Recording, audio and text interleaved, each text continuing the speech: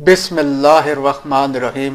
معزز ناظرین السلام علیکم، آپ کو ٹرو پیشن اسلام میں خوش آمدید کہتے ہیں اور حاضر ہیں ایک نئی خواب کی تعبیر کے ساتھ۔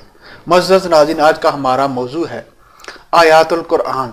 خواب میں مردے کو آیات رحمت پڑھتے ہوئے دیکھنا اس مردے پر رحمت کی دلیل ہے، اور آیات عذاب پڑھتے ہوئے دیکھنا عذاب کی علامت ہے، اور آیات انذار پڑھتے ہوئے دیکھنا خواب دیکھنے والے کو ناجائز کام سے ڈرانے کی دلیل ہے، اور آیات تبشیر پڑھتے ہوئے دیکھنا اس کے لیے خوشخبری کی طرف اشارہ ہے۔